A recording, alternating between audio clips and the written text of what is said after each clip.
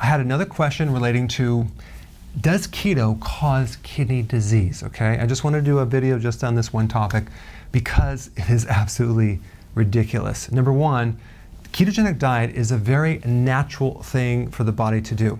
In fact, I believe it was the first diet that we all were on, and our bodies are very, very used to it. It's a much better fuel running your body on ketones. And the confusion is that a ketogenic diet is a high protein diet. And of course, high proteins can damage the kidney and the liver as well. But it's not a high protein diet. You're only doing 3 to 6 ounces of protein with each meal. That is not very high. The ketogenic diet is a low carb diet. And low carbs are beneficial to the kidney. High carbohydrates are very damaging to the kidney. High sugars are very damaging to the kidney. Let's take a look at a diabetic. They usually have vision problems, nerve problems, and eventually kidney problems. They usually end up on kidney dialysis because that amount of sugar is very damaging to the kidneys. So high carbohydrates destroy the kidney. Low carbohydrates are very safe on the kidney.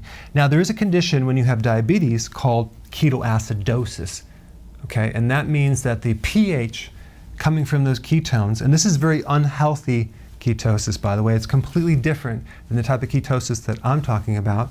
It's more of a side effect because the body is burning up protein and is turning it into ketones, and the pH is becoming very, very, very acid. But you don't have to worry about that because when you're actively doing ketosis just by cutting out the carbs and you're not a diabetic type 1, I'm going to recommend, and I've been recommending, a lot of vegetables to get your potassium. And potassium is very protective on the kidneys until you have complete kidney failure and you're on kidney dialysis.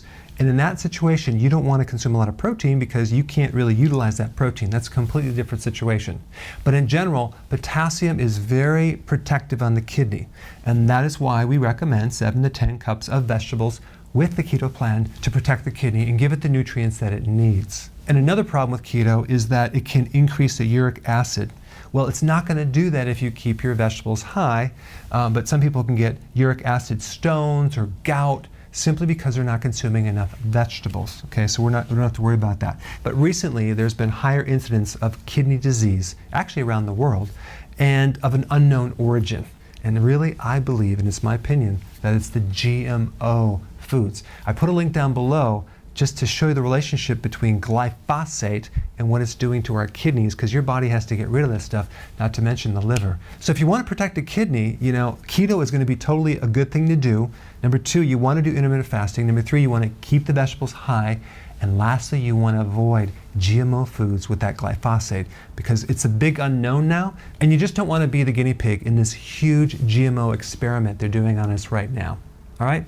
Thanks for watching. Hey, tell me what you think about this video. Go ahead and comment below and give me your feedback.